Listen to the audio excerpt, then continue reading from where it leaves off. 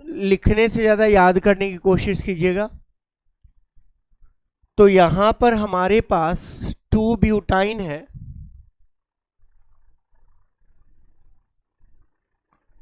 2 butyne को H2PdBSO4 के साथ रिएक्ट करेंगे तो इसका नाम होता है लिंडलर कैटलिस्ट।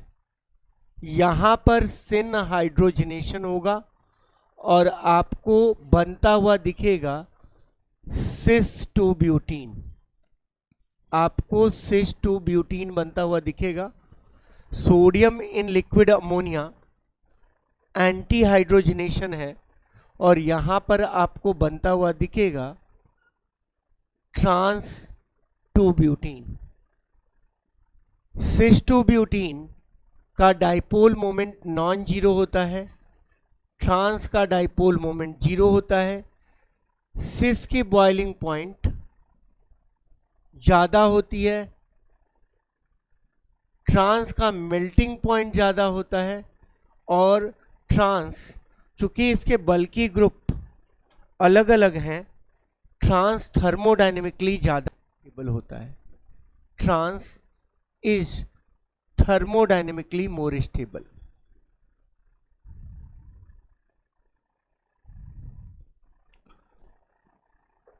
अब अगर आपसे क्वेश्चन पूछा जाएगा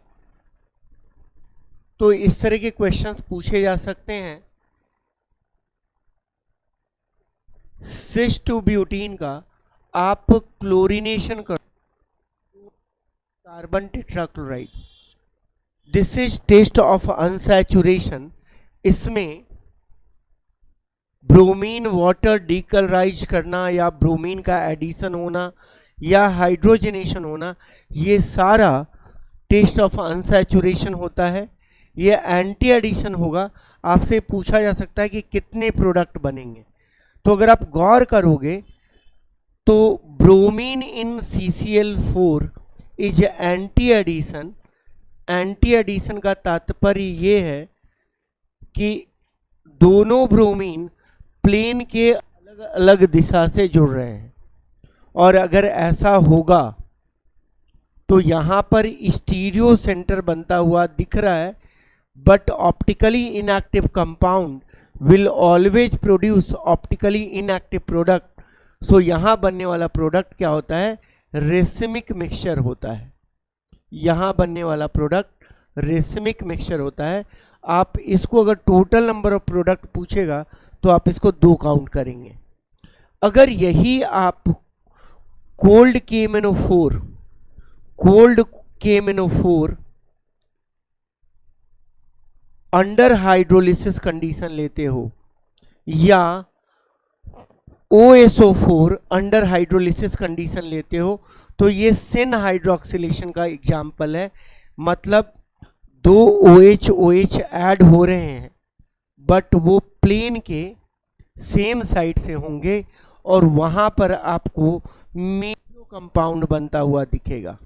वहाँ पर मीजो कंपाउंड बनता हुआ दिखेगा। मीजो कंपाउंड को आप 1 काउंट करोगे। अगर यही रिएक्शन हम SCO3H जब भी आपको पेरोक्सी एसिड दिखे तो आप क्या सोचेंगे? आप सोचेंगे एपॉक्साइड का फॉर्मेशन। और एपॉक्साइड के फॉर्मेशन के बाद अगर हमें हाइड्रोलिसिस कंडीशन दिया हुआ है तो ये एंटी हाइड्रोक्सिलेशन का एग्जाम्पल है और यहाँ पर आपको रेसिमिक मिक्सचर बनता हुआ फिर से दिख जाएगा। तो अगर हम स्टीरियोकेमिस्ट्री की बात करें तो 2 पॉइंट इंपॉर्टेंट हो जाता है। एक कि cis compound on anti addition gives racemic mixture, cis compound on sin addition gives meso if it can वाली बात क्यों जरूरी है? मान लो यहाँ पर अगर C2H5 होता तो प्लेन ऑफ सिमेट्री तो बनती नहीं और उस केस में वो भी कंपाउंड क्या होता? रेसिमिक मिक्सचर होता। तो इतना नोट करने के बाद हम लोग आगे चलते हैं। इससे आपको सीखने को क्या मिल गया, छोटे मोटे जो नॉर्मल रिएक्शंस है वो भी आप क्लियर हो गए, छोटे मोटे नॉर्मल रिएक्शंस आपको क्लियर हो गए। हटा दें इसको। तो अब इसी तरीके से अगर सेम काम हम ट्रांस के साथ करेंगे, अगर हम सेम काम ट्रांस के साथ करेंगे तो क्या होगा, trans on anti give meso and trans on syn will give racemic mixture. तो all of you can write yourself, मैं शॉर्टकट लिखवा देता हूं, कार से एटीएम जाओ, कार से एटीएम जाओ, बट हमेशा ध्यान में रखना ये फॉर्मूला तभी लगाओ जब जरूरी है, जब स्टीरियो सेंटर बन रहा है। तो cis on anti give racemic, anti on trans gives meso. तो आप वो पार्ट अच्छे से कर सकते हो। अब देखो सिंपल सा है, ओजोनोलाइसिस से आपको छोटे मोटे क्वेश्चंस पूछे जा सकते हैं। ओजोनोलाइसिस का ऐसा है कि दो तरह के ओजोनोलाइसिस होते हैं, reductive ozonolysis and oxidative ozonolysis. अब रिडक्टिव में क्या करना है, जहां पर भी आपको डबल बॉन्ड दिख रहा है, जहां पर भी आपको डबल बॉन्ड दिख रहा है आप उसको कंप्लीटली ब्रेक कर दो और डबल बॉन्ड ओ लगा दो, राइट। ये पूरा सीक्वेंस आपको दिया रहना चाहिए। O3 इससे ओजोनाइड एंड मोल ओजोनाइड बनता है, उसके बाद फॉलोड बाय ZnH2O। अगर O3 है इसके बाद H2O2 दे दिया है तो ऑक्सीडेटिव हो। ये बात सबको बताई हुई है। तो जैसे अगर हम एग्जाम्पल लें, इसका सबसे अच्छा एग्जाम्पल एनसीईआरटी के अंदर है,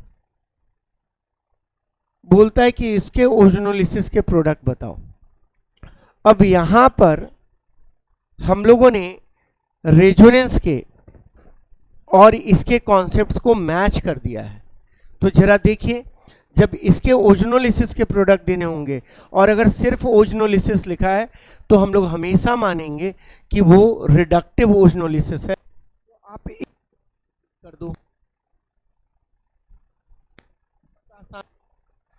अब बॉन्ड ब्रेक करने के बाद जहां जहां कार्बन दिख रहा आपको डबल बॉन्ड ओ डाल देना है। But is it the right answer? It's a right answer for part.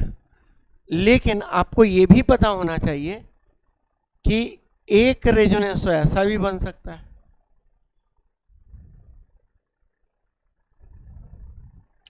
और इस केस में जब ब्रेक करोगे तो क्या बनता हुआ दिख रहा है, क्या बनता हुआ दिख रहा है, CH3 C double bond OCHO, CH3 C double bond OCHO और CHO CHO बनता हुआ दिख रहा है। तो अगर पूछेगा कि ओजोनोलिसिस से सबसे ज्यादा क्या बना, CHO CHO, और उसके बाद क्या बना, CH3 C double bond OCHO, और उसके बाद क्या बना, CH3 C double bond OCHO। अब इस तरह के क्वेश्चंस आपको आराम से मिल सकते हैं, है ना। ये एक ऐसा प्रोडक्ट है जिसका यूज कैनिजारो को समझने में किया जा सकता है। आपको एग्जाम में क्या करेगा, NaOH कॉन्क दे दिया, क्या प्रोडक्ट बन जाएगा, COOH CH2OH, या अगर आप प्योरिस्ट हैं आपने इसका सॉल्ट बना रखा है तो भी ठीक है। ये एग्जाम्पल है इंट्रामोलिकुलर कैनिजारो का। कैनिजारो के स्टेप्स में कंपेयर कर देता हूं कि कैनिजारो में क्या होता है।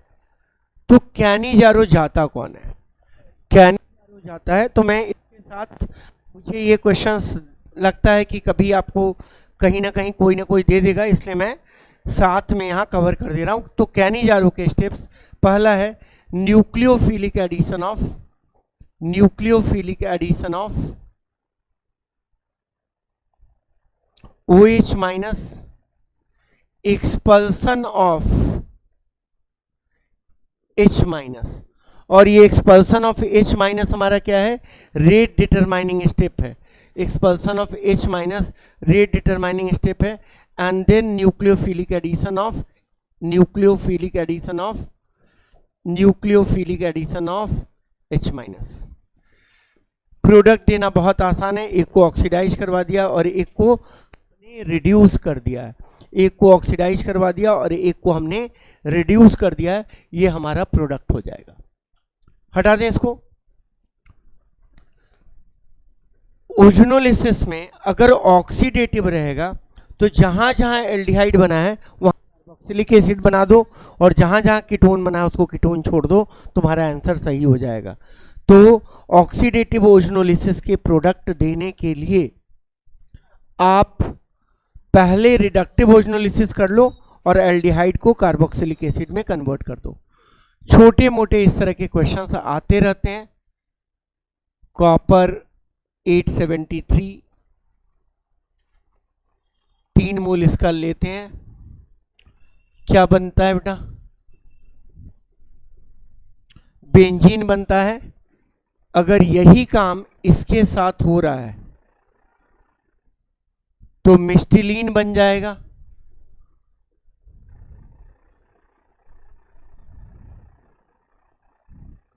मिस्टिलीन बन जाएगा, राइट। उसके बाद हम लोगों ने देखा है कि अगर N hexane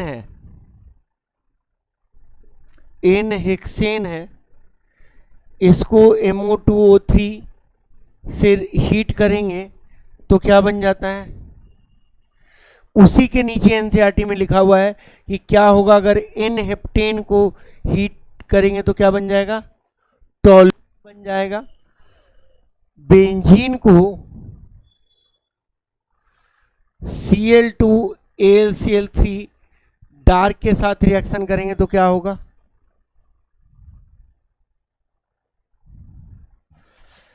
Cl2 AlCl3 dark के साथ रिएक्शन करेंगे तो क्या होगा, Cl2 UV के साथ रिएक्शन करेंगे तो क्या होगा। तो आपको ये सारे रिएक्शंस रिवाइज कर लेने, प्रिपरेशन ऑफ एल्केन के अंदर आपको वुड जाना चाहिए, आपको RMGX का हाइड्रोलिसिस जाना चाहिए, कोलबेज में एनोड में बनता हुआ दिखना चाहिए, सिर्फ सिमेट्रिकल एल्केन होता है।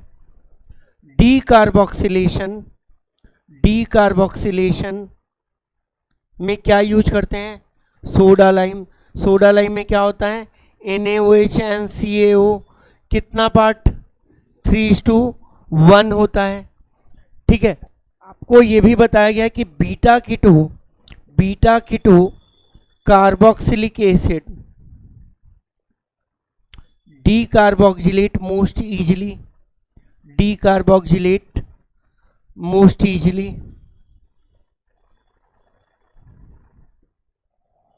ये बात सबको क्लियर है, अगर ये बात सबको क्लियर है तो हम लोग आगे बढ़ते हैं, और मैं आपको टाइम भी दूंगा, लेकिन मैं क्विकली ये सारे पॉइंट्स आपके कवर कर लेगा। अब देखिए, बेंजीन का फॉर्मेशन के लिए क्या क्या आपको पता है। अगर फिनॉल को जिंक डस्ट के साथ हीट करेंगे तो क्या बन जाएगा, बेंजीन बन जाएगा, है ना। और बेंजीन के बाकी तो हम लोगों ने देख लिए यहाँ पर फॉर्मेशन। अब बेंजीन का कैरेक्टरिस्टिक रिएक्शन होता है इलेक्ट्रोफिलिक सब्स्टिट्यूशन, C6H6 और C6D6 दोनों का नाइट्रेशन रेट क्या होगा, सेम होगा, क्योंकि attack by the electrophile is the rate determining step, expulsion of H plus rate determining step नहीं होता है। अब इसमें एक्टिवेटिंग ग्रुप्स, अब आपको याद नहीं रखना, अगर आप सोच रहे हैं कि इलेक्ट्रोफिलिक एडिशन है तो जो इलेक्ट्रॉन देगा वो हमारा इलेक्ट्रोफिलिक एक्टिवेटिंग ग्रुप क्या क्या है, NH2, NHR, NR2, O minus and OH। ये कैसा ग्रुप है, स्ट्रांगली एक्टिवेटिंग है। मॉडरेटली एक्टिवेटिंग के बारे में आ जाइए, NHCO, CH3, OCH3, ये हमारा मॉडरेटली एक्टिवेटिंग है। वीकली एक्टिवेटिंग में क्या आ गया, RnC6H5, ये हमारा वीकली एक्टिवेटिंग हो गया।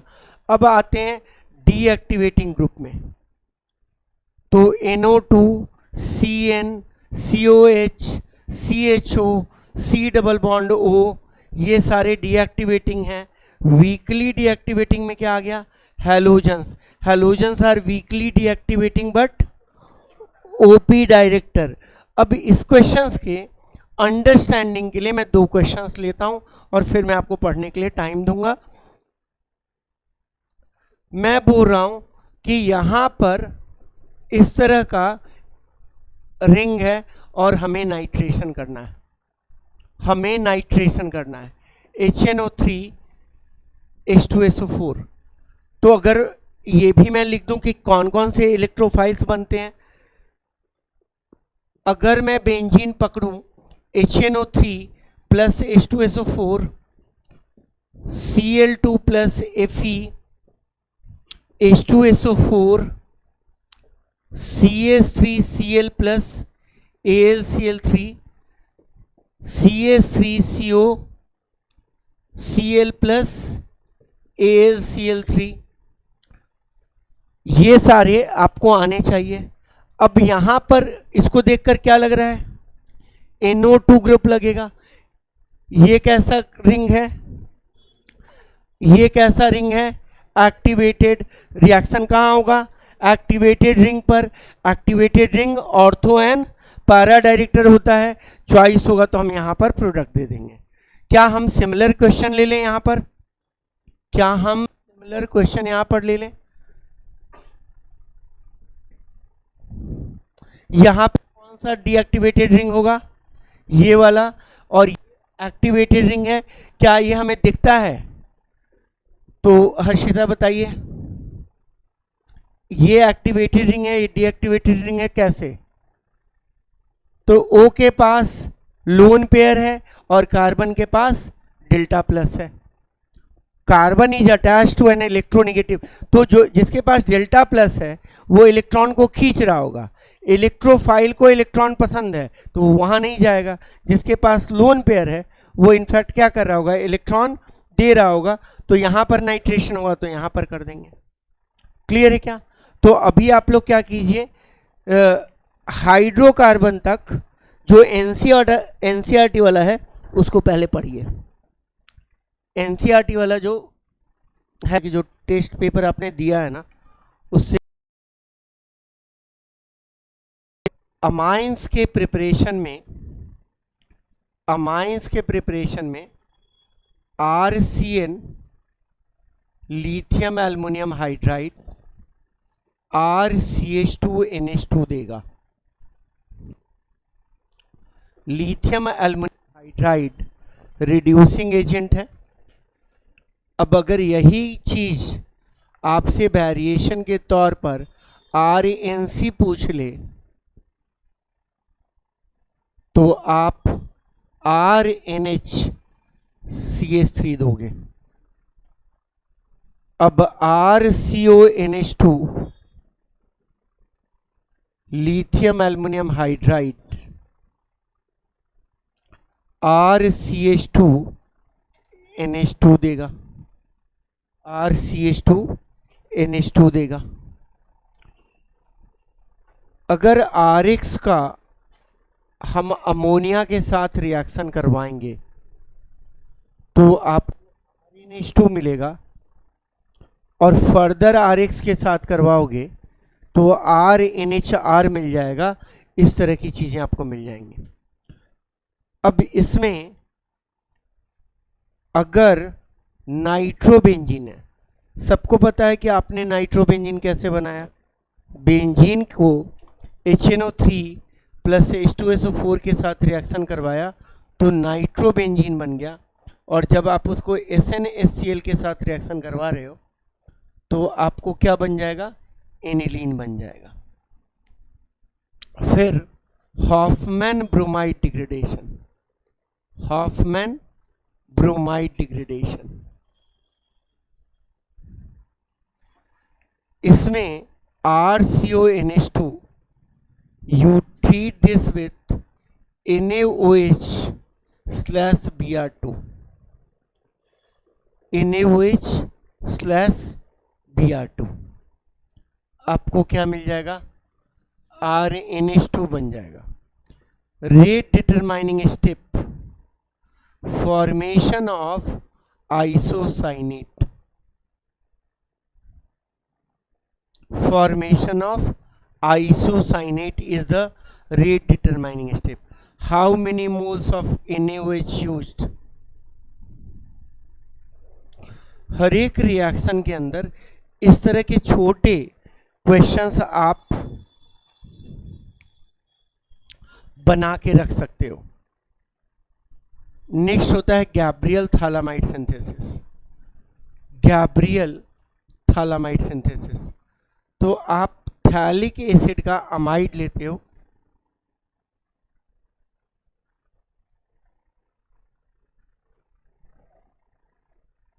और RX 1 डिग्री के साथ रिएक्शन करते हो। जब गैब्रियल थालामाइड सिंथेसिस है तो इसका पहला स्टेप न्यूक्लियोफिलिक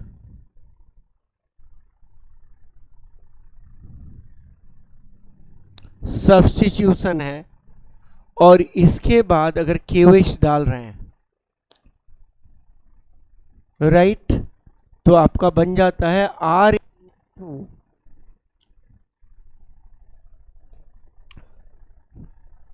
सो गैब्रियल थालामाइड सिंथेसिस में आप एरोमेटिक अमाइंस नहीं बना सकते हो, क्योंकि aryl halide don't go nucleophilic substitution as easily as corresponding alkyl halide, right, यहां पर होगा ही नहीं पहला। ये हो गया गैब्रियल थालामाइड सिंथेसिस। अब अगर बात करें रिएक्शंस की, तो जो सबसे इंपॉर्टेंट रिएक्शन है वो है action with HONO, action with HONO, action with HONO।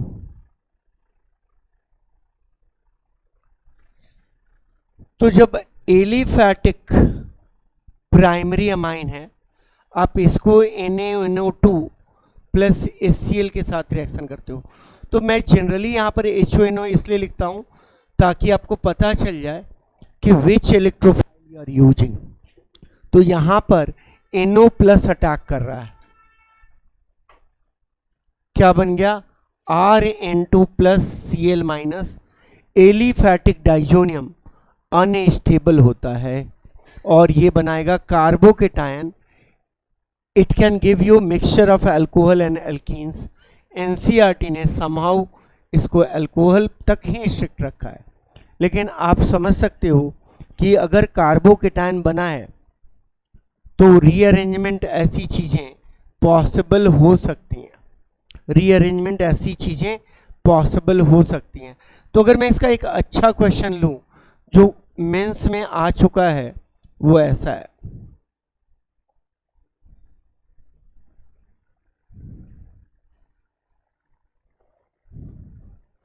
NaNO2 plus HCl, right. अब इस तरह के क्वेश्चन जब मिलते हैं और जिन लोगों ने सिर्फ रटा है रिएक्शन को, वो नहीं कर पाएंगे। तो आपको ये बात समझनी चाहिए कि यहाँ पर क्या हुआ होगा, यहाँ पर एक कार्बोकेटायन बना होगा, ये कार्बोकेटायन रीअरेंज हुआ होगा, यहां से मिथाइल शिफ्ट हुआ होगा। तो क्या हमें लग रहा है कि कोई हम देखा देखा चीज कर रहे हैं क्या? तो पिनाकोल पिनाकोलोन रीअरेंजमेंट दो OH रहता था और H2SO4 होता था।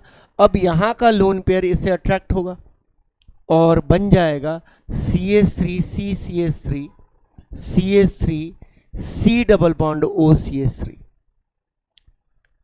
तो अगर आप देखोगे तो एक ऐसा प्रोडक्ट मिल रहा है जो शायद आप एक्सपेक्ट नहीं करते। अच्छा, कोई बच्चा है ना, अगर पीनाकोल पढ़ा है और इसको शरीफ से OH बना देता, उसके बाद भी वो सोच लेता कि अगर HH है तो क्या हम प्रोडक्ट दे सकते हैं, तो भी वो सही कर देता। But this is the correct pathway by which this product has formed.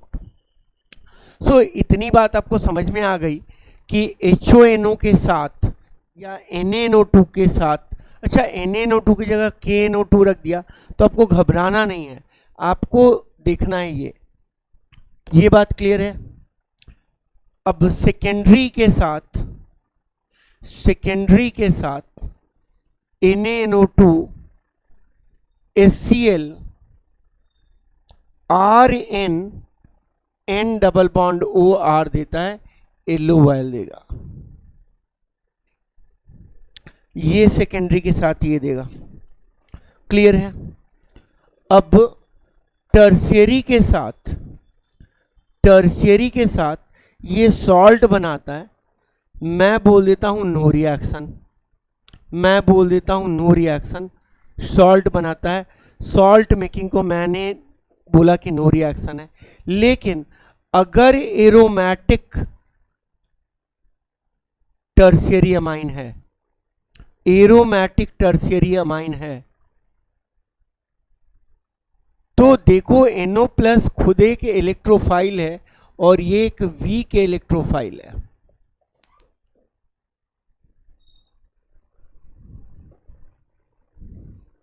क्या हुआ?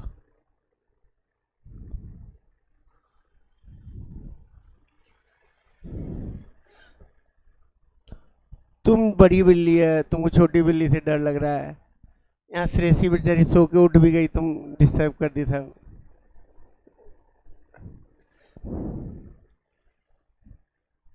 चली गई कि है वहीं, यहीं है?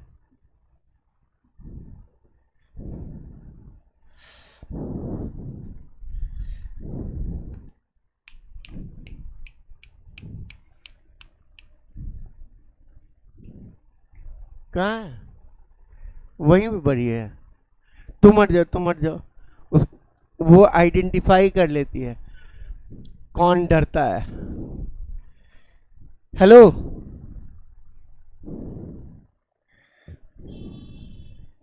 तो यहां पर देखो टर्शियरी अमाइन है और वो एक वीक इलेक्ट्रोफाइल है, तो यहां पर अटैक रिंग पर हो जाएगा, यहां पर अटैक रिंग पे हो जाएगा। अब आते हैं जो सबसे इंपॉर्टेंट है, जो एलिफैटिक प्राइमरी अमाइन है उसकी जगह आपने एरोमेटिक प्राइमरी अमाइन लिया, तो आप क्या बनाते हुए देख सकते हो? Diazonium salt. आप क्या बनाते हुए देख सकते हो? Diazonium salt. डाईएजोनियम सॉल्ट में N2 इनर्ट है वो उड़ जाएगा, Cl माइनस स्पेक्टेटर आयन है वो चला जाएगा और उसके ऊपर एक प्लस का परसेप्शन बैठेगा जिसके ऊपर माइनस आप बिठा दोगे। मतलब एक प्लस टाइप की चीज वहां पर बनते हुए दिख रही है जो कि हाईली अनस्टेबल होगा, उस पर कोई भी माइनस आकर अटैक कर देगा। तो इसके कंप्लीट रिएक्शंस अगर आपको पता है, तो मोर ऑफन देन नॉट आपको एग्जाम में कोई ना कोई रिएक्शन मिल ही जाता है या नाम मिल जाएगा।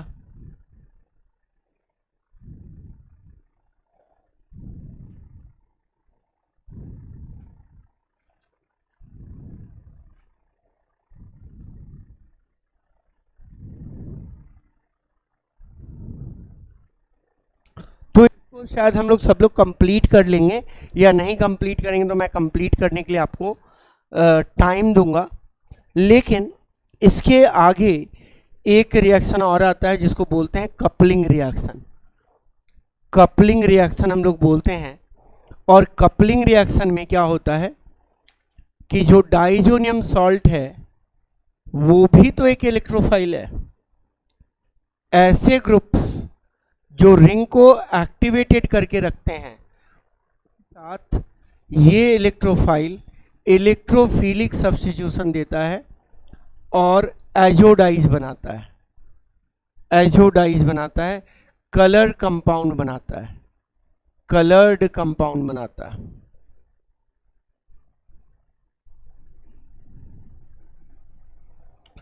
एजोडाइज कपलिंग, एजोडाइज बनाता है, कलर्ड कंपाउंड बनाता है।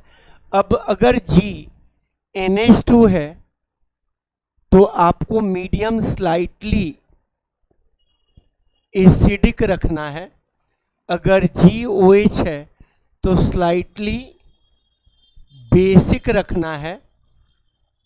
और यहाँ पर जो येलो कलरेशन मिलता है और यहाँ पर ऑरेंज कलरेशन मिलता है, depending upon the substituent on the ring you will get different colours of dies.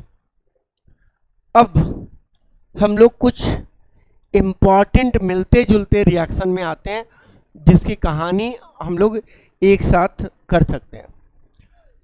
तो देखिए NH2 ग्रुप का अगर हम Br2 एक्वस के साथ रिएक्शन करेंगे, NH2 ग्रुप का Br2 एक्वस के साथ रिएक्शन करेंगे तो होगा क्या बच्चे, वो मल्टी सब्स्टिट्यूशन देता है। ये सेम चीज आपको फिनॉल के साथ होते हुए दिखती है। ये सेम चीज आपको फिनॉल के साथ होते हुए दिखती है।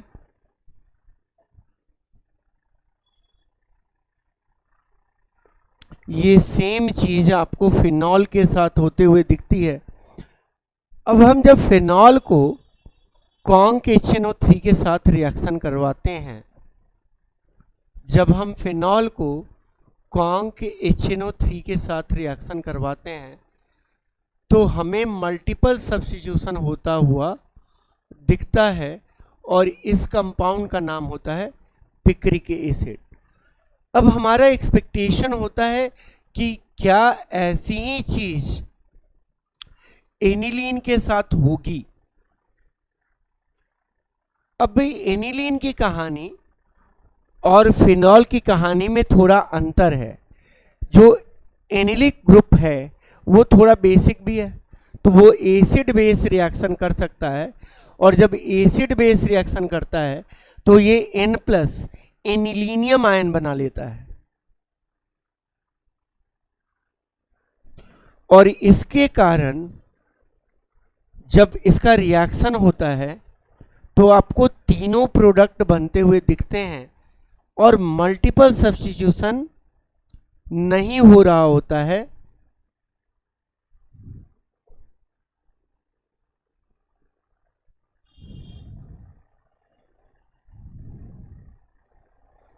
और अगर हम NCERT के परसेंटेज पर जाएं तो इस तरह के परसेंटेज दिए गए हैं। अब इस परसेंटेज को एक्सप्लेन करना बड़ा प्रोसेस डिपेंडेंट हो जाता है, बट उन्होंने जहाँ से सोर्स उठाया होगा उसमें ये परसेंटेज दिया है तो वो दे रहे हैं और वो पूछ रहे हैं क्योंकि उनका एक्सपेक्टेशन ये है कि बच्चा अपना बेसिक बुक को फॉलो कर रहा है तो वो इस तरह के माइन्यूट डिटेल पर भी ध्यान रख रहा होगा। वो इस तरह के माइन्यूट डिटेल पर भी ध्यान रख रहा होगा। अब इसका रीजन आता है कि due to formation of anilinium ion. अब जब आप एनिलीन को फ्रीडल क्राफ्ट रिएक्शन करवाते हैं तो वो ऐसे रिएक्शन नहीं देता है, वो नो रिएक्शन वाले सीन में आ जाता है। अगेन इसका रीजन ये है कि फॉर्मेशन ऑफ एनिलीनियम आयन है और जो इलेक्ट्रोफाइल है वो वीक है, और वीक इलेक्ट्रोफाइल कभी भी डीएक्टिवेटेड रिंग पर रिएक्ट नहीं करता है। अगेन आपको बुक्स में सॉल्ट बनता हुआ दिख जाएगा। सॉल्ट का फॉर्मेशन और नो रिएक्शन मेरे लिए बहुत ज़्यादा डिफरेंस नहीं है, इसलिए मैंने यहाँ पर क्लियरली लिखा है नो रिएक्शन। अब जब फिनॉल के साथ ब्रोमीन एक्वस मल्टीपल सब्स्टिट्यूशन दे रहा था, जब फिनॉल के साथ ब्रोमीन वाटर मल्टीपल सब्स्टिट्यूशन दे रहा था, तो लोगों ने उसके लिए उपाय ढूंढा। ये समझा कि OH एक पोलर सब्सटेंस है और वो वाटर में पोलराइज हो जा रहा होगा, क्योंकि लाइक डिजॉल्व्स लाइक। तो क्यों ना हम सॉल्वेंट ए पोलर ले लें और उसमें OH का डिसोसिएशन कम होगा और वो मॉडरेटली बिहेव करेगा, और ये बात ठीक ठाक बैठ जाती है और हमें मल्टीपल सब्स्टिट्यूशन नहीं मिलता है। अब जब वो HNO3 को डील कर रहे थे तो उन्होंने सोचा कि चलो भाई हम HNO3 को डाइल्यूट ले लेते हैं। डाइल्यूट लेने से इलेक्ट्रोफाइल का कॉन्सेंट्रेशन कम हो जाएगा और वो मल्टीपल सब्स्टिट्यूशन को अवॉइड करेगा, और यहाँ पर भी उन्हें सक्सेस मिल जाता है। ऑर्थोनाइट्रोफिनॉल, और ऑर्थोनाइट्रोफिनॉल में इंट्रामोलिकुलर हाइड्रोजन बॉन्डिंग होती है, इसलिए स्टीम वोलाटाइल है, और ये पैरानाइट्रोफिनॉल है। ये पैरानाइट्रोफिनॉल है जिसमें इंटरमोलिकुलर हाइड्रोजन बॉन्डिंग होगी। अब जब आप यही काम NH2 के साथ करना चाहते हो तो ऐसा कोई भी आपको सक्सेस नहीं मिलेगा। तो आप क्या करते हो, इसको कन्वर्ट करते हो एसिटा एनालाइड में। आप इसको कन्वर्ट करते हो एसिटा एनालाइड में, और ये एक मॉडरेटली एक्टिवेटिंग ग्रुप है। तो अगर अब आपने नाइट्रेशन किया, अगर आपने नाइट्रेशन किया तो आपको ऐसा कुछ होते हुए दिख जाता है, ऐसा कुछ होते हुए दिख जाता है। और अगर आप यहाँ पर पानी डाल देंगे तो आपको वापस एनिलीन इस जगह पर बनता हुआ दिख जाएगा, और आप यही काम फ्रीडल क्राफ्ट एल्काइलेशन और एसाइलेशन में करवा सकते हैं। राइट। अगर मैं बोलूं कि हमारे लिए NCERT के रिएक्शंस बहुत इंपॉर्टेंट हैं, तो हमें दो और रिएक्शंस पर ध्यान रखना पड़ेगा, RCOH and OH minus partial. अब ये जरूरी नहीं है कि OH माइनस पार्शियल हो, ये H प्लस पार्शियल भी हो तो सेम प्रोडक्ट बनेगा। यहाँ पर क्या बनता है, RCONH2। ये बनाने का एक तरीका और भी है कि यहीं पर NH3N हीट दे दें। इसके आगे के रास्ते आपको हॉफमैन से ले जा सकते हैं, और इसका आगे का रास्ता आपको लिथियम एल्युमिनियम हाइड्राइड से भी बनता हुआ दिख सकता है। लेकिन अगर ये रास्ता हमको चुनना होता तो हम ये डायरेक्टली चुन लेते, लेकिन केमिस्ट्री के अंदर इस तरह की चीजें आपको होते हुए दिख सकती हैं। अब आते हैं बेसिसिटी ऑफ एमाइंस पर। बेसिसिटी ऑफ एमाइंस के क्वेश्चंस आपको अच्छे खासे मिल सकते हैं, वो इसलिए कि जनरली लोग रट के रखते हैं कि CH3 whole 3N CH3 whole 2NH और CH3NH2 का बेसिक स्ट्रेंथ बताइए। अब हमें ये याद रहता है कि CH3 एक इलेक्ट्रॉन रिलीजिंग ग्रुप है, तो वो बेसिक स्ट्रेंथ को बढ़ाएगा। लेकिन जब आप देखते हो तो इस हिसाब से ये सबसे ज़्यादा होना चाहिए था, लेकिन ऐसा यहाँ होता नहीं है। यहाँ पर ऑर्डर आता है 2-1-3 का। हमें पता है कि ammonia will be more basic than aniline. है ना, और aniline will be more basic than NHCOCH3। ये कहानी सिर्फ पोलर प्रोटिक सॉल्वेंट की है। अगर प्रोटिक सॉल्वेंट और वेपर फेज पूछेगा तो ये करेक्ट ऑर्डर में लिखा हुआ है, सबसे ज्यादा 3 डिग्री।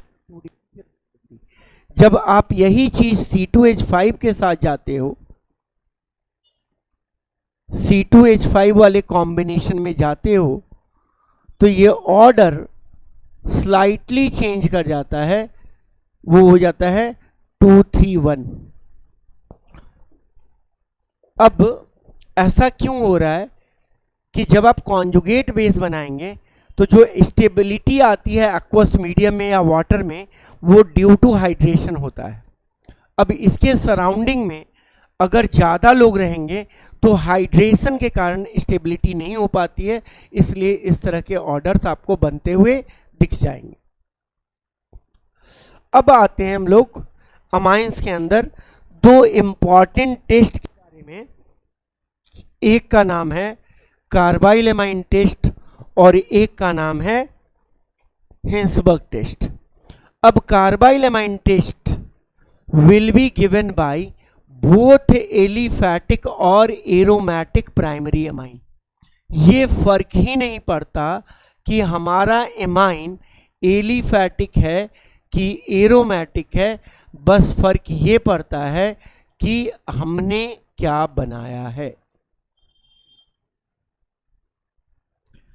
ये आइसोसाइनाइड है, रॉटन एग स्मेल होता है।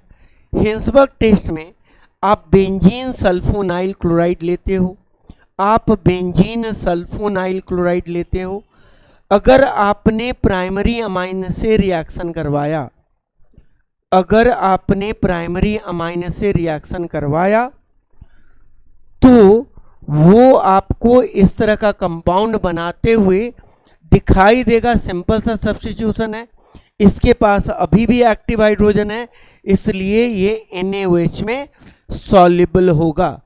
अगर मैं इसको एक्स्ट्रापोलेट कर दूं, अगर मैं इसको एक्स्ट्रापोलेट कर दूं कि भाई 1 डिग्री एमाइन जो है उससे बेंजीन सल्फोनाइल क्लोराइड जो प्रोडक्ट बनाता है वो प्रोडक्ट NaOH में सॉल्युबल है, तो सेकेंडरी अमाइन के साथ वो डेफिनेटली एक ऐसा प्रोडक्ट बनाएगा जो NaOH में क्या होगा, इनसॉल्युबल होगा।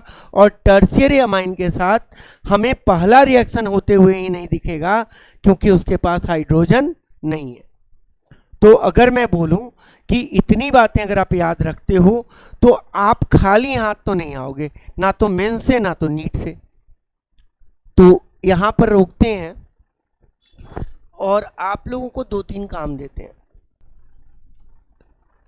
या इस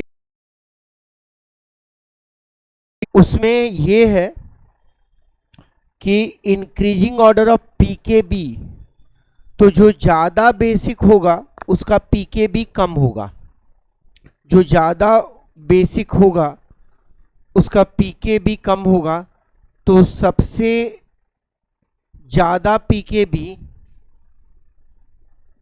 इसका है, डिक्रीजिंग ऑर्डर ऑफ पूछ रहा है। उसके बाद C6H5 NHCH3, इसमें कोई शंका ही नहीं रखनी है। देखिए बच्चे अपना कंफ्यूजन क्रिएट करते हैं, वो बोलते हैं ना कि ये तो 2 डिग्री था, तो मैंने क्या लिखवा रखा है, aromatic amines are less basic than aliphatic amines. तो यहाँ पर ये कहानी खत्म हो जाती है, आपको ज़्यादा दिमाग नहीं लगाना है। C2H5 NH2। और अगर आपको कंफ्यूजन हो रहा है ना, आप कहीं से पीकेबी का वैल्यू देख लो और एक बार फिक्स कर लो अपने दिमाग में, एग्जामिनेशन के सिनेरियो में जाकर नहीं सोचना है।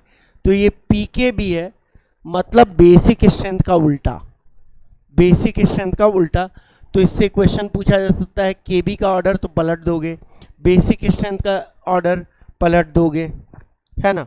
अब आता है इंक्रीजिंग बेसिक स्ट्रेंथ, तो वो ठीक है, वो सब लोगों ने शायद कर लिया है। देखो इसमें एक क्वेश्चन है decreasing order of basic strength in gas phase. तो गैस फेज में सबसे ज्यादा बेसिक 3 डिग्री होता है।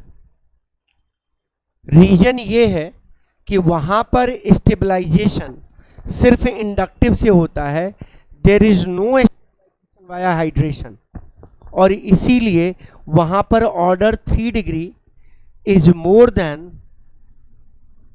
2 degree is more than 1 degree होगा।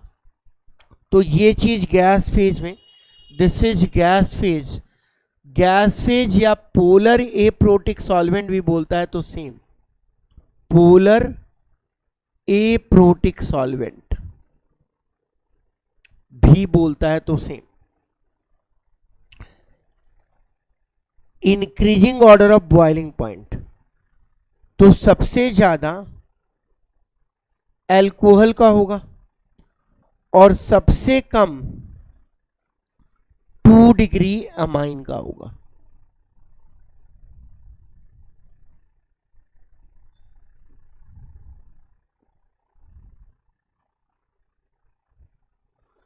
इंक्रीजिंग सॉल्युबिलिटी इन वाटर, तो जिसमें कार्बन की संख्या कम है वो ज्यादा सॉल्युबल है, और जिसमें कार्बन की संख्या ज्यादा है वो लेस सॉल्युबल।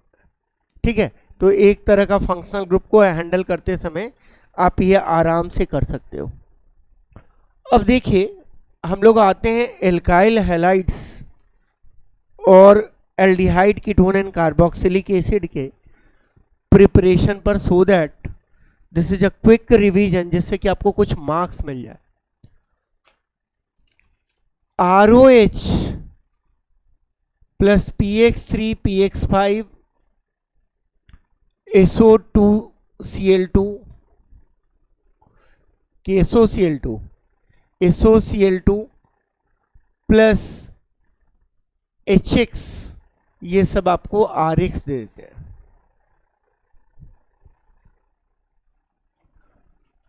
ये सारे हमको क्या देते हैं, RX दे देते हैं। अब इसमें 2 नेम रिएक्शन आपसे पूछा जा सकता है, वो पूछा जा सकता है फिंकेस्टीन RI का बनना और स्वार्ट्स RF का बनना। ऑलरेडी डिस्कस्ड है, जस्ट मैं क्विक रिवीजन करवा रहा हूं, तो आपको जिन लोगों को नहीं पता है शीट में दिया हुआ है, आप उसको देख लीजिए, सीट नहीं एनसीईआरटी में देख लीजिए, फिंकेस्टीन एंड स्वार्ट्स। अब इसके अंदर हमारा एक आता है डाउज मेथड रिएक्शन में, जब आप NaOH के साथ रूम टेम्परेचर पे करते हो तो नो रिएक्शन होता है। आप चाहते हो कि इस तरह का सब्स्टिट्यूशन हो तो 623 केल्विन एंड 300 ATM पर होता है, आपका फिनॉल बनेगा। जब आप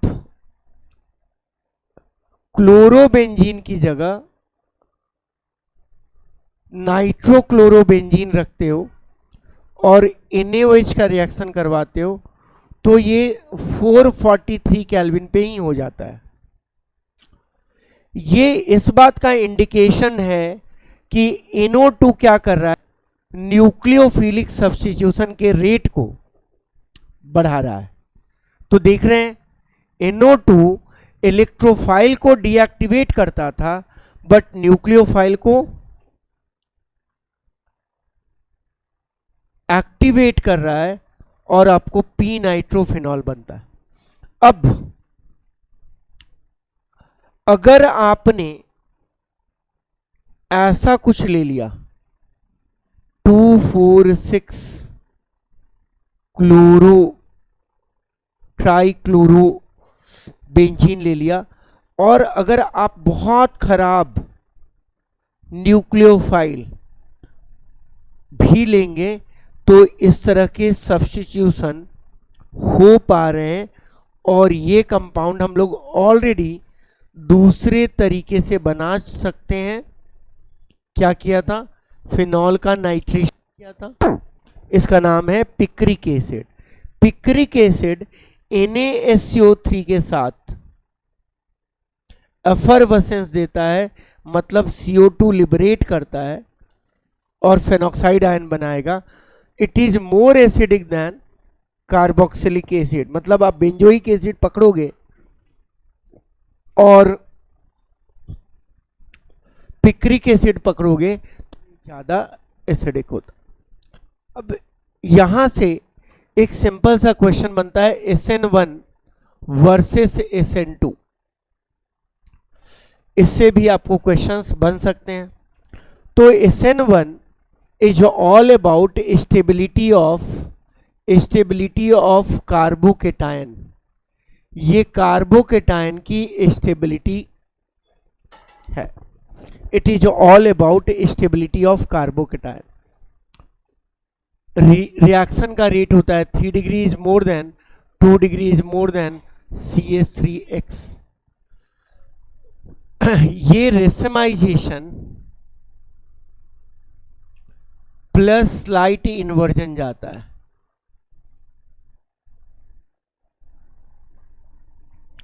SN2 में रिएक्टिविटी का order CH3 1 degree 2 degree and 3 degree होगा। अगर देखो तो ये वॉल्डेन इन्वर्जन जाता है। वॉल्डेन इन्वर्जन मे और may not give stereochemical inversion. वो स्टीरियोकेमिकल इन्वर्जन दे भी सकता है और नहीं भी दे सकता है, राइट। इसके लिए पोलर एप्रोटिक सॉल्वेंट फेवर करता है।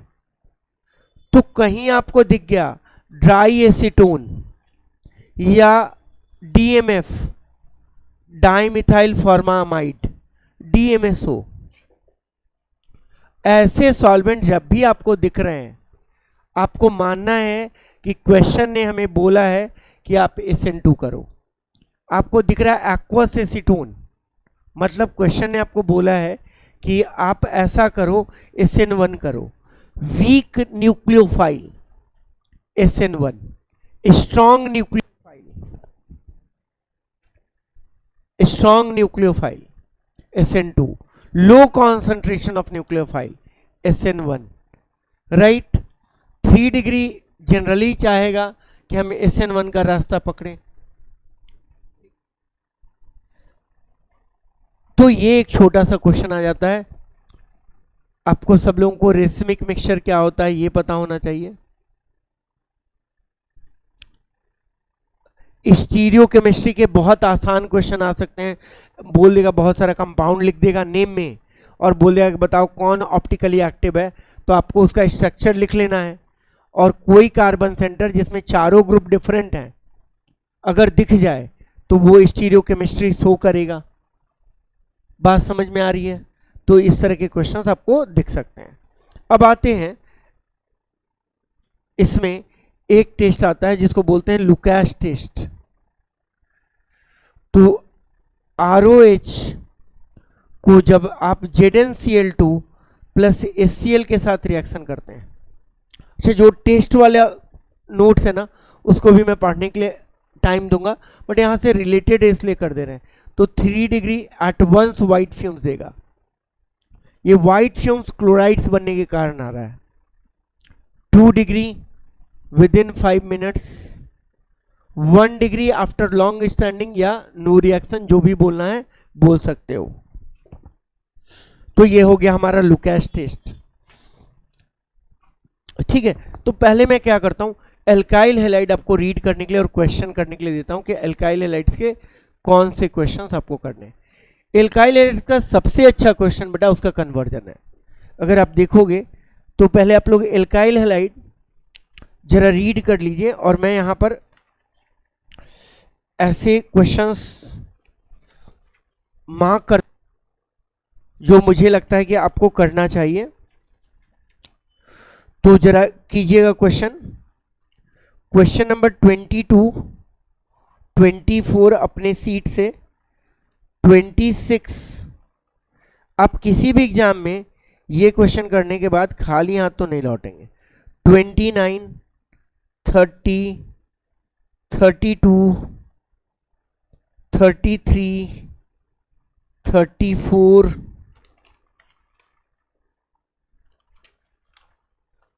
40 करेंगे। उसके बाद मैं अल्डिहाइड एंड कीटोन के साथ ग्रिग्नार्ड और इसके क्वेश्चंस को कवर करूंगा। तो इतना कीजिए, पहले रीड कीजिए बेटा, एनसीईआरटी का सीट रीड कीजिए और फिर हम लोग आगे बढ़ते हैं।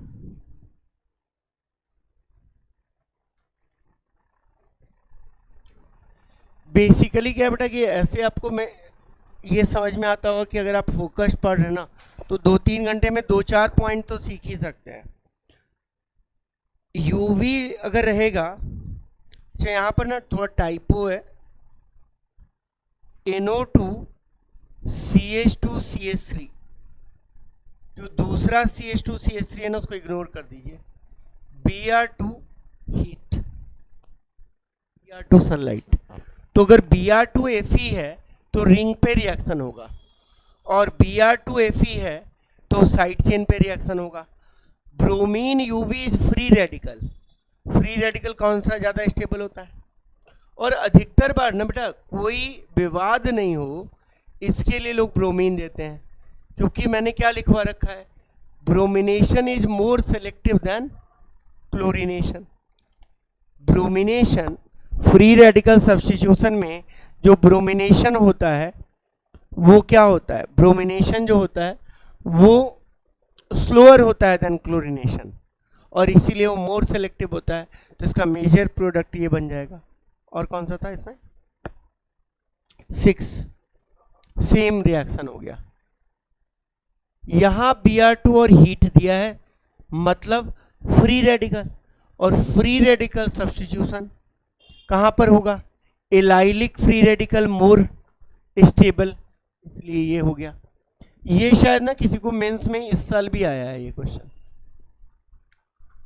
है ना, तो आप इसको ध्यान में रखना है। अब हम लोग चलते हैं जल्दी से एल्डिहाइड कीटोन, उसके कुछ रिएक्शंस और कार्बोक्सिलिक एसिड के प्रिपरेशन में। और ये आप टाइमलाइन देखिए कि देने के बावजूद भी हम लोग काफ़ी कुछ एक दिन में कवर कर पाते हैं। अब नीट वालों के लिए काफ़ी दिन है, जिनका 5 तारीख को एग्ज़ाम है उनके लिए भी काफ़ी दिन है, जिनका 3 तारीख को एग्ज़ाम है उनके लिए भी काफ़ी है, 3 को एग्ज़ाम ही नहीं 4 को है, तो काफ़ी दिन है। काफ़ी तब है बेटा जब आप स्लॉटिंग करेंगे। जब स्लॉटिंग नहीं करेंगे ना तो कोई बोलेगा अरे नीट में 1 महीना बचा हुआ है। भाई 1 महीना का मतलब समझते हैं, 1 महीना का मतलब होता है 480 घंटे। 480 घंटे में अगर 5 सवाल का भी स्पीड पकड़ेंगे तो 2400 क्वेश्चन। नीट में 2400 क्वेश्चन आते हैं क्या? 40-50 तरह के क्वेश्चन ही हैं, वही आते रहते हैं, वही आते रहते हैं।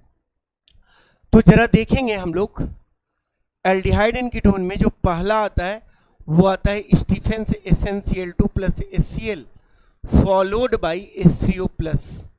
ये क्या हो गया? स्टीफेंस रिएक्शन हो गया। अगर RCN को डाइबल H के साथ रिएक्शन करवाएंगे तो सेम काम होगा। डाइबल H की कहानी 2 जगह से गुजरती है। अगर आप एस्टर लेते हो, अगर आप एस्टर लेते हो और लिथियम एल्युमिनियम हाइड्राइड पकड़ोगे तो ये दोनों एंड पर अल्कोहल बना देगा। एक RCH2OH का एंड है और एक R1 का एंड है। लेकिन अगर आप डाइबल H लोगे तो वो CO वाले एंड जोड़ता है और R1 वाले एंड पे भी H जोड़ के रुक जाता है।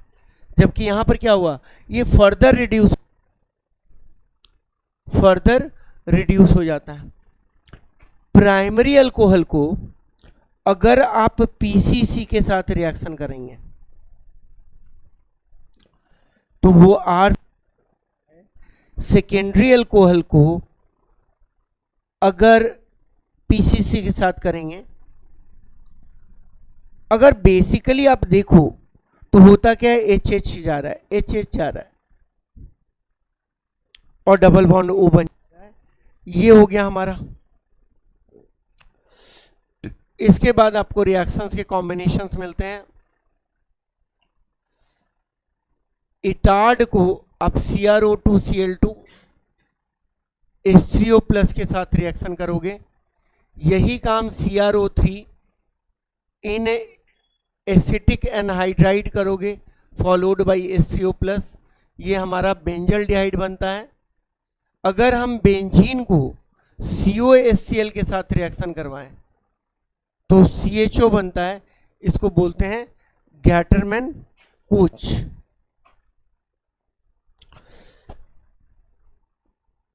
अब अगर बेंजॉइल क्लोराइड को आप H2PDBSO के साथ रिएक्शन करवाते हो तो भी RCHO बनता है। Name of reaction is Rosenmund. Name of reaction is Rosenmund. Name of reaction is Rosenmund. तो ये 3 रिएक्शंस तो ऐसे ही आपको अच्छे खासे दिख जाएंगे, इटार्ड, गैटरमैन कोच एंड रोजेनमंड। कहीं ना कहीं या तो सीक्वेंस में दे देगा या नेम रिएक्शन में दे देगा या मैचिंग में दे देगा। तो फ्री के क्वेश्चन यहाँ से मिलने के चांस होते हैं। अब आते हैं आप RCN को आप रिएक्शन करवाते हो R1MgX के साथ फॉलोड बाय H3O प्लस। क्या होगा? RC double bond O, RCHO नहीं होगा। R1 मिलने की खुशी में नाइट्रोजन एक कदम आगे बढ़ गया। R1 मिलने की खुशी में। अब आप अगर प्रैक्टिस कर रहे हो तो प्रैक्टिस क्या होता है कि अगर आपने ये सारी चीज़ें समझी है ना तो आप इस तरह के रिएक्शन से लिख पाते हो। आपको लिखने में टाइम नहीं लगता बेटा, आपको दिया बस आपने इसको करके वो कर दिया बस। तो अगर आपका बहुत फास्ट दिमाग चल रहा है तो आप एग्जामिनेशन में ऐसे क्वेश्चन को ढूंढ कर पहले 5 मिनट में कर लो। केमिस्ट्री में ऐसे 3-4 क्वेश्चन तो होंगे ही होंगे जिसको कि आप 3-4 में कर लो। बाद में चेक कर लो कि कुछ हड़बड़ी में ऐसा तो नहीं कर दिया कि आपने उसको गलत कर दिया हो। चलिए, अगर आपको इस तरह की चीज़ें समझ में आती है तो आप इस तरह के रिएक्शंस भी कर सकते हो। RCOCl है, आपको R2CD दे दिया या RDS, ये जाएगा और कोई आएगा। तो ऑर्गेनोमेटेलिक में अगर मेटेलिक और ऑर्गेनो पार्ट है तो ऑर्गेनो को हम क्या देखते हैं? R- देखते हैं। ऑर्गेनो को हम लोग R- देखते हैं। अब रिएक्शन पार्ट पे आते हैं। एल्डिहाइड एंड कीटोन के जो रिएक्शंस होते न्यूक्लियोफिलिक एडिशन हो। तो अधिकतर रिएक्शन में आपको यही करना है, न्यूक्लियोफाइल बनाना है उसको। अब इसका सीधा रिएक्शन होता है HCOH विथ RMgX। H को कॉपी कर लोगे, C को कर लोगे, R चिपकाओगे, OH बना दोगे, ये हमारा हो गया। इनफैक्ट ये फाइनल प्रोडक्ट दे रहे हैं, नहीं तो O-MgX आप लगा दोगे। अब बताओ, ये अगर H की जगह CH3 होता तो क्या कॉपी कर लेते? अगर ये भी CH3 होता तो इसको CH3 कॉपी कर लेते, क्योंकि रिएक्शन कहाँ हो रहा है? रिएक्शन तो इस स्टेप पे हो रहा है। तो formaldehyde with Grignard gives Pa, higher aldehyde gives SA and ketone gives Ta। तो ये डिपेंड करता है कि आप इसको कैसे देखना चाहते हो। आप स्लो देखना चाहते हो, फास्ट देखना चाहते हो। जल्दी करोगे तो क्या होगा? आप ज़्यादा बार कर पाओगे। तो 3-4 बार करोगे तो आपको क्लैरिटी आ जाएगी, इसके रिएक्शंस लिख लोगे। अब देखो, कभी कभी क्या है, तुमसे ऐसे क्वेश्चंस पूछे जाते हैं कि भाई ये अल्कोहल बनाने का तरीका बता दो विथ कॉम्बिनेशन ऑफ ग्रिग्नार्ड। सीधा बता रखा है, go to that location which contains OH ग्रुप। इसको ब्रेक कर दो, जहां खड़े हो उसको डबल बॉन्ड O बना दो और दूसरे को MgBr बना दो। जैसे वहां ब्रेक किया था वैसे अगर यहां ब्रेक करेंगे तो क्या हो जाएगा?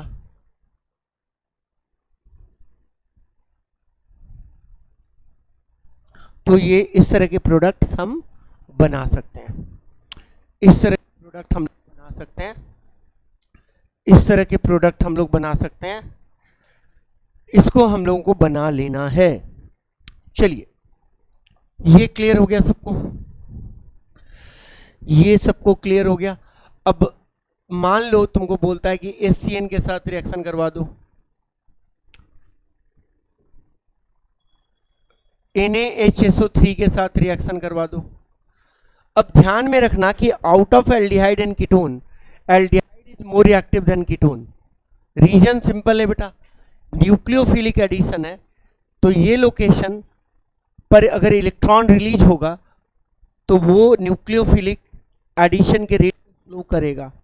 तो ऐसा कोई भी ग्रुप आपसे नए तरह के क्वेश्चन में पूछा जा सकता है कि भाई बताओ इसमें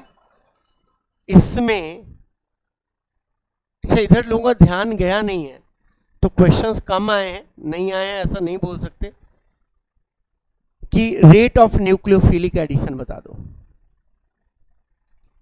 तो NO2 अगर इलेक्ट्रोफाइल को डीएक्टिवेट करेगा तो न्यूक्लियोफाइल को एक्टिवेट करेगा। तो ये कहानी यूनिवर्सली करेक्ट है, ये यूनिवर्सली करेक्ट है। Acetal and hemiacetal formation, acetal and hemiacetal formation.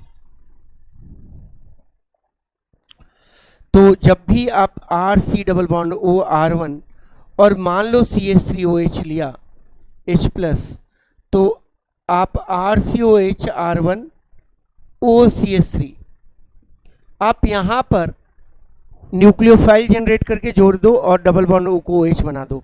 इसको बोलते हैं हेमी एसिटल। यहाँ से खड़े होकर O और इधर से खड़े होकर OH, OR और OH अगर दिख रहा है तो हेमी एसिटल होगा। बायोमोलिक्यूल में ये कॉन्सेप्ट बड़ा काम का होता है। हेमी एसिटल टॉलेंस टेस्ट देगा और फर्दर रिएक्ट पाओगे तो क्या बन जाएगा, OCH3 R1 OCH3, ये एसिटल होता है और ये रिएक्शन टॉलेंस टेस्ट के साथ नहीं दे। ठीक है, अच्छी बात क्या होती है, रिएक्शन रिवर्सिबल होता है, तो अगर H3O+ डाला तो ये वापस आ जाएगा। ये प्रोटेक्टिंग ग्रुप की तरह काम करता है। अब इसमें दो रिएक्शंस आ जाते हैं, reaction with ammonia derivative, reaction with ammonia derivative. अब अमोनिया डेरिवेटिव के साथ जो रिएक्शन है बड़ा सिंपल है। अगर आपको कुछ भी H2NG दिखता है तो इन एसिडिक मीडियम, तो आप डबल बॉन्ड NG बना दो, इसके साथ G बना दो। इसमें बाकी सारे रिएक्शन सेम रहते हैं। This is test for identification, इसलिए मैं लिख दे रहा हूं कि अगर आपको कहीं लिखा हुआ है कि समथिंग गिव्स 2,4-DNP टेस्ट, वो सीधा सीधा ये बात बोल रहा है, वो सीधा सीधा ये बात बोल रहा है कि हमारा 2,4-DNP टेस्ट, वो सीधा सीधा बात ये बोल रहा है कि ये LOP देगा। ये सीधा सीधा बात ये बोल रहा है कि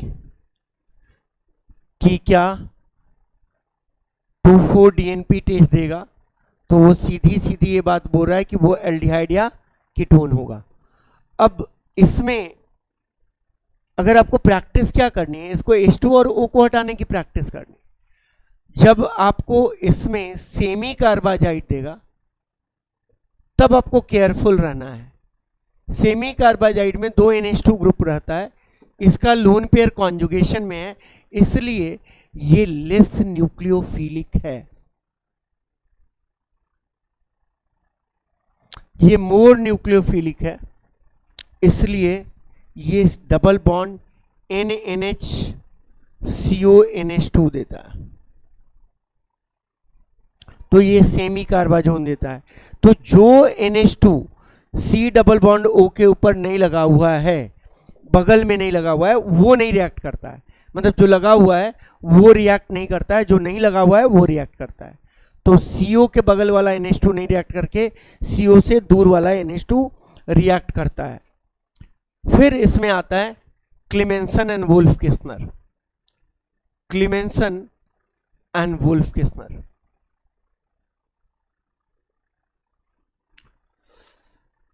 एल्डिहाइड एंड कीटोन को हाइड्रोकार्बन में कन्वर्ट करने के दो तरीके हैं।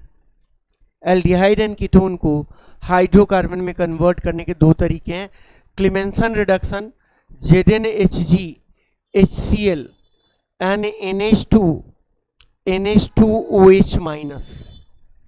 भाई साहब HH लगा दीजिए, ये HH लगा दीजिए। ध्यान में रखिएगा कि अगर कोई एसिड सेंसिटिव ग्रुप है तो आप इसका यूज नहीं कर लीजिए, मतलब OH, यहाँ OH तो अफेक्ट नहीं होगा, फिनॉल के ऊपर OH तो अफेक्ट नहीं होगा। यहाँ पर जैसे देख लीजिए, तो यहाँ पर आप क्लेमेंसन मत यूज कीजिए अगर आप इसको अफेक्ट नहीं करना चाहते हैं। तो मान लो आपको बोला कि what is the suitable reagent, तो पहले दिमाग में ये रख लीजिए कि किसी भी और तरीके से हमारे सिलेबस के अंदर एल्डिहाइड एंड कीटोन को एल्केन नहीं बनाया जा सकता है। उसका दो ही आंसर होगा। तो lithium aluminium hydride H2 nickel ये सब है, उसको आप अवॉइड और बाईपास कर दीजिए। OH को प्रोटेक्ट करना है, वुल्फ किस्नर यूज कीजिए। अगर यहाँ Cl होता तो आप वो बेस सेंसिटिव ग्रुप होता तो क्लेमेंसन यूज कीजिए। ये चीज क्लियर है। अब इसके बाद आता है iodoform test. Iodoform test becomes again important test. Iodoform test integer type में इस तरह के क्वेश्चन बन सकते हैं। वो आपको 5-7 कंपाउंड लिख देगा और बोलेगा कौन आयोडोफॉर्म टेस्ट देगा। तो only those alcohols which has this block, जो एल्कोहल जिसके पास ये ब्लॉक है और जो एल्डिहाइड एंड कीटोन जिसके पास ये ब्लॉक है। मतलब आयोडोफॉर्म टेस्ट देने के लिए सबसे पहली क्राइटेरिया ये होनी चाहिए कि वो अल्कोहल हो और ये ब्लॉक हो और एल्डिहाइड कीटोन हो, ये ब्लॉक हो, आयोडोफॉर्म टेस्ट देगा। प्रोडक्ट CH3 को गायब करके CHI3 बना दीजिए और जो बचा हुआ है उसमें OH जोड़ दीजिए। दोनों केस में डबल बॉन्ड OH जोड़ दीजिए। क्लियर है? अगर ये बात क्लियर है तो आते हैं एल्डोल एंड कैनिजारो में। एल्डोल एंड कैनिजारो में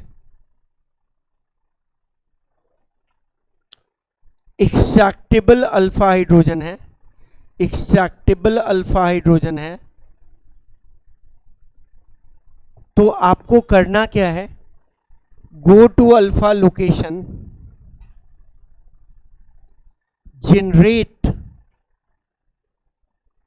nucleophile, carry out nucleophilic addition and dehydrate. Cannizzaro alpha hydrogen नहीं है, हाइड्रोजन नहीं है, ये जनरल हम लोग लिखवा रहे हैं, कोई इसमें आपको क्या करना है, पहले OH माइनस का न्यूक्लियोफिलिक एडिशन करना है, H माइनस का एक्सपल्सन करना है, ये हमारा रेट डिटरमाइनिंग स्टेप है, और H माइनस का न्यूक्लियोफिलिक एडिशन करना है। अगर हम प्रोडक्ट की बात करें, अगर हम प्रोडक्ट की बात करें तो एल्डोल में आपको बीटा हाइड्रोक्सी एल्डिहाइड कीटोन बनता हुआ दिखेगा और double bond is in conjugation with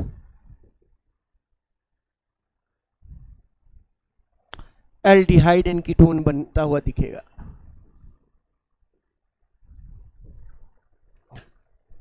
beta hydroxy ketone बनता हुआ दिखेगा या double bond is in conjugation with aldehyde and ketone बनता हुआ दिखेगा। जैसे कि अगर आपको बोला किसी ने ये रिएक्शन, तो आपको क्या करना है, बस यही कर देना है।